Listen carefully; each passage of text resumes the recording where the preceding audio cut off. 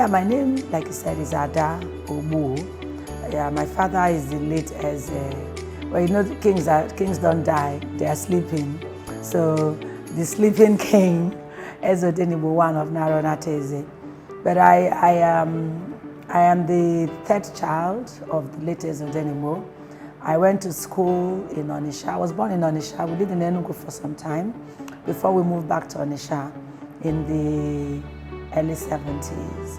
And I went to school in Onitsha. From Onitsha primary school and 2 years of secondary education, I went to England. First, I went to the Royal Masonic School for Girls. It's in Rickmansworth in England, in Hertfordshire. After that, I went to Malvern College. It was then called Leslie School for Girls. And that's where I did my O-levels and a little bit of my A-levels. From there, I went to University of Pittsburgh and got my Bachelor of Arts degree in political science. After that, I came back to Nigeria to serve my country as a youth corper. I served at an indigenous palm wine bottling company in Port Harcourt. And then from then, I went to University of Port Harcourt to do my master's. And I have a master's degree in political administrative studies at the University of Port Harcourt. Yeah. So, and then since then, from then, marriage, children, business. I started my own brand of apparel merchandising, and it became a market leader for many years. Clothing. I sold clothes. For everyone, men, women, children. At a point, I started manufacturing my own brand of footwear, and I'm still manufacturing my own brand of footwear, you know, and we were a market leader for so many years, at a time employing over 300 people. Yeah, and we spread all over Nigeria. We had, you know, like 4 branches in Lagos, a branch in Port Harcourt, in Abuja, in Accra, and we even tried Abidjan for some time. Yeah, so it was a very big apparel merchandising outlet.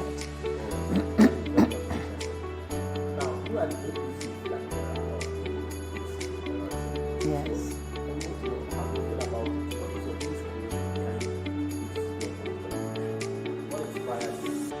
Yeah, I've always been very politically aware.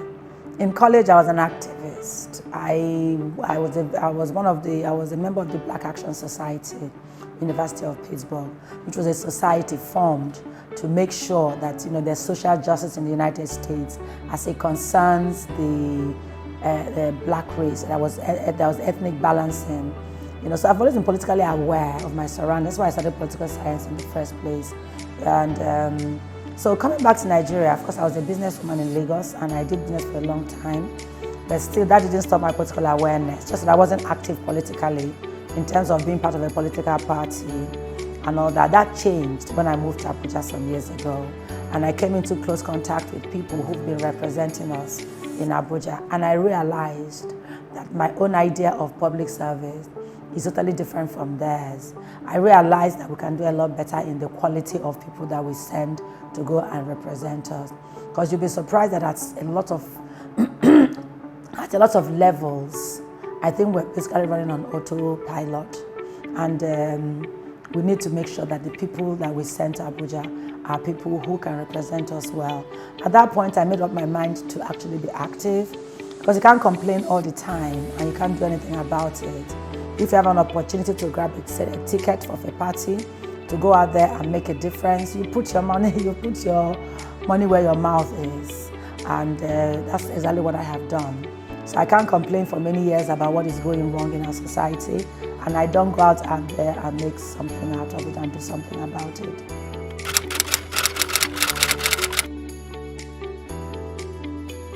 First of all, I'm only the second woman that has gotten the ticket of a major party to run for the Senate, and I'm the first woman for Enugu Senatorial Zone to get the ticket of a major party to run and contest for this position.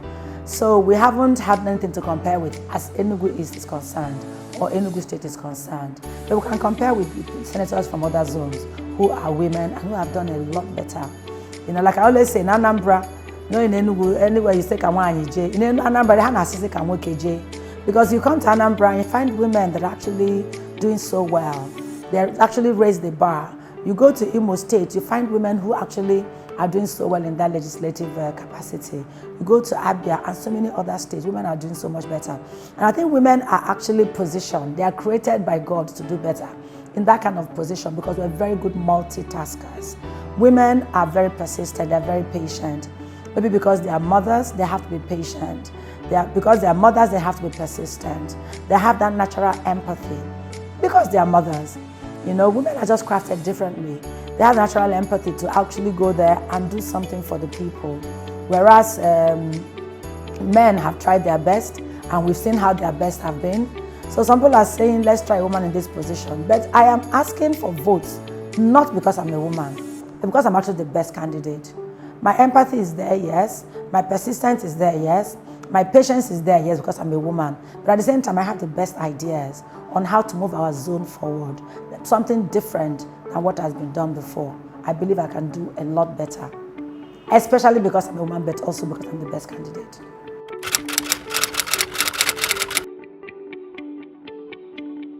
Yeah, that word manifesto is overused by Nigerians and by Nigerian politicians. Everybody wants to run for office. You come up with a huge, big manifesto that once you win, you never see the light of day. I have a simple principle. I want to introduce what I would call inward-looking representation, where whatever you do out there in Abuja, you're actually thinking about how will it affect people in our zone directly. You can speak all the grammar in your manifesto. If it doesn't affect the people that you are representing, then you haven't really done anything for them. They won't see you, they won't feel the effect of governance. They won't feel the effect of federal presence. I believe the federal presence should be brought home directly so people will see it. They'll see it in terms of projects, they'll see it in terms of infrastructural development, which the federal government can actually bring all the way down to the grassroots. They'll see it in terms of skill acquisition programs, in terms of poverty alleviation programs, in terms of grants that are given to citizens of Nigeria to help them, either revive their businesses or just to, add to their businesses. And those grants are very essential. It will help our people in terms of laws and legislation I will introduce, bills I will introduce to make sure that the rural areas of our country actually gets and benefits from federal government presence in terms of infrastructure. So anything I do as a senator will have, it will be, the guiding principle behind it will be, how do I touch lives in Enugu East Senatorial Zone every day, at the micro level, at the most basic level. All people want is food on the table. People want job security. They want employment security. They want to know that they can pay their children's school fees. They want to know that they can feed and put food on their table and be able to take care of their families generally. And that is inward-looking representation. Not staying in Abuja, but coming back all the time. I need to be able to come back, even if it's, and hold a town hall meeting, even if it's a quarterly town hall meeting, where you'll actually call people. Let me know your problems. Let's see what it is that you need. What can we do to make your lives better?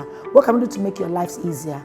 I am not promising to change the lives of every single person, but to change the lives of the most people is an incremental value that will be added on to our zone once I become a senator representing the zone.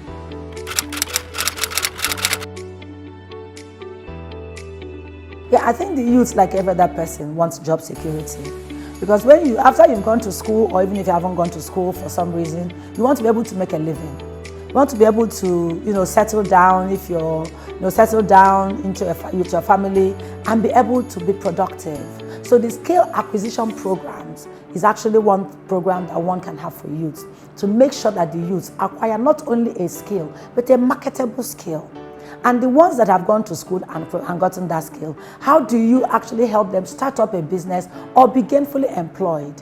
They can be employed or they can become employers of labor. So employers of labor, you're talking about grants for them to start up their own businesses. You're talking about skill acquisition, like I talked about, to get them marketable skills that they can use to actually get money into their pockets and get them settled down into a family life, which is what everyone would desire. So there's a lot you can do for the youth. You have poverty alleviation schemes that are also targeted at youths to make sure that the youths get gainfully employed, like I said.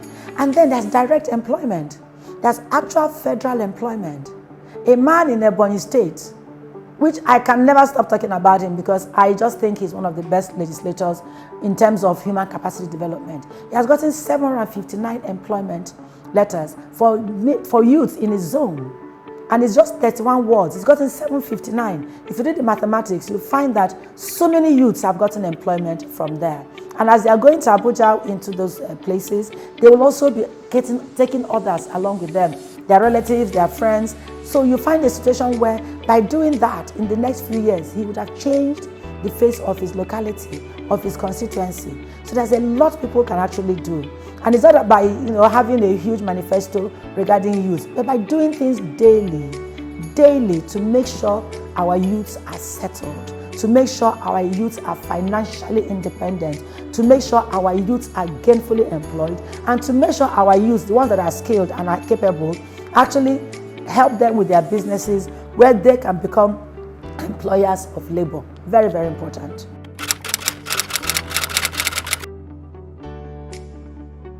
Yes, it's interesting because we've never seen it done, but it happens in all these other zones every single day. You hear about, senators, they take home these things. Now, we had a situation where I went to Abuja and I met a friend of mine who told me that these farmers, there's some funds that they were already recorded since last year or 2 years ago after COVID-19 pandemic. It's like a grant, that small grant given to several farmers all over Nigeria to help them for the planting season, to be able to facilitate their planting season. Now, assist their planting season rather. Now, this money has been stuck and nobody has been talking about it. So I went ahead and I started canvassing, I started lobbying, I started pushing for this money to be paid. It took me 2 months and several trips to Abuja to make sure that I followed up with this issue. When it was about to be paid, I think it was in September, the minister in charge, the Minister of Humanitarian Affairs, was supposed to sign off on it. She had to go to New York for the UNGA conference. I came back, I went back again, back and forth, on and on, before they were paid about 10 days ago. And this little money, it's indicative, very important, because it's indicative that these farmers, these 8,000 farmers in my zone, are now captured and recorded as farmers by the federal government of Nigeria. There are subsequent programs for farmers which they have not benefited from. There's something called farmer money. It's 300,000 Naira grant for farmers all over the federation. When I went to that JIP office, you can see the book for many of the states. They've only completed one big booklet, entries with thousands of farmers all over the nation. Enugu State hasn't even done one. Why? Because nobody has gone there to push for it. That should be the job of the state. Yes. It's one of the things they can do. It's a platform through which can help people. So if they're not playing that one, what happens to it? It goes to someone else. Other states will get it. Other states will get it. And from now on, we have a saying, if you're hungry for something, you have to show that hunger. If you're hungry to help people and to bring back what is due to our people, you go there and make sure you get it done. They are passionate about what concerns the people. Well, you'd have to ask them, but the people can also tell you that they have not seen it.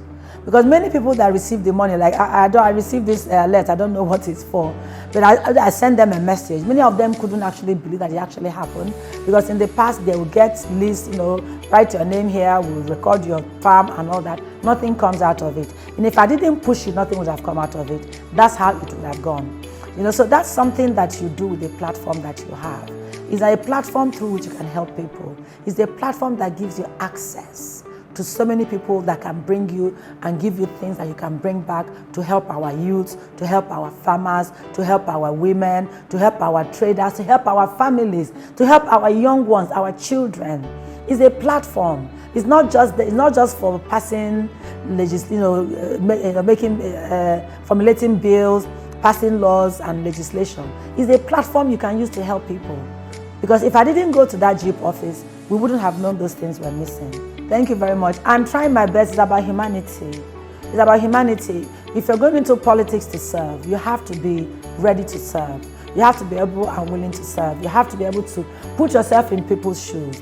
Put yourself in the shoes of that farmer that doesn't know how they're going to pay their child's school fees in the next 2 months. What keeps them awake at night? What makes them sad? What makes them cry? People are having difficulties even putting together 1 square meal, not talk about 3. So you have to put yourself in their shoes. If you're given the opportunity by the people, which is how it should be, people elect you and they give you an opportunity to serve them. They are paying your bills as a senator, they are paying your bills, they are clothing you, they are feeding you, they are paying for your staff salaries, they are giving you cars. The least you can do is give back because you're actually representing these people. So if you don't give back, then what are you doing there? So that's my philosophy, that's my manifesto. It's a very simple one, really. So your idea of leadership? Yes, my idea of leadership is touching lives. And you give back to these people by touching their lives every single day, at the most basic level. Food on the table, children going to school, health care, giving them some kind of means to improve their financial capabilities, to be able to look after themselves. Give them tools to fish. Not every 8 years or every 4 years, you come and spray money to them. You dash them 10,000 naira. After, will it last you for 8 years or 4 years? It's not going to last you. That 2,000 naira, they're even insulting people, giving them 500 naira inside the villages. Maybe 1 wrap of okpa and 500 naira. You vote away your conscience for 4 years. What happens at the end of the 4 years? Is that going to last you for 4 years? Is it not better that we put your children to work? Is it not better that we put your husbands and your wives and your family to work? It's much better. So people really should rethink the way they approach public service. They should focus on inwardly representing people, inward representation.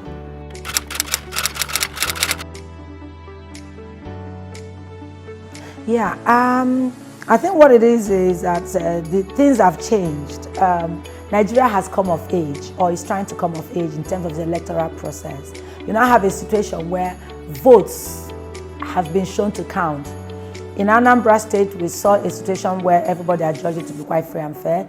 In Ekiti State, we saw it. In Edo State, we saw it. In Osun State, we saw it. So votes will count to a very large extent going forward. So the man on the street, I would say, hang in there. Help is coming. I would say, go out there, collect your PVC. Go out there on election day. Make your choice. Make your choice with clear eye.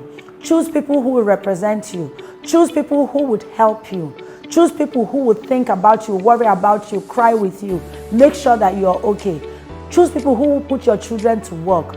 Choose people who will bring back your grants from Abuja. Choose people who will go out there and think about you first. People who will put you first. Go out there and vote. Defend your votes. Stay there. Make sure your votes are counted. Make sure your votes are transmitted. And make sure that you vote the people who will represent you. If they give you money, collect it. It's your money. It is not theirs. It is your money as a Nigerian. Vote your conscience. Vote that one that will put food on your table, and make sure they give you tools, or rather, make sure they give you tools to put food on your table. Vote for Ada Ogbu Naira. She is the one that will make a difference. She's the one that will think about you every single day. She's the one that will make you have cause to say, hallelujah, praise Lord, every single day that she's in the Senate. She's the one that will talk to you, speak to you, come, hold your hands, listen to you, look into your eyes, ask about your problems, care about your children, care about your wives, your husbands, and your family. She's the one that will do that. So please vote Ada Ogbu Naira come 2023 for Senate, Enugu East Senatorial Zone. Thank you very much. Thank you. And we are here with Princess Ada Ogbu, ABC flag bearer of Enugu East Senatorial Zone. She had a lot of things for us, and we know that God will help when she becomes the Senate. Amen. Thank you very much, Father. Thank you. God bless you. Thank you.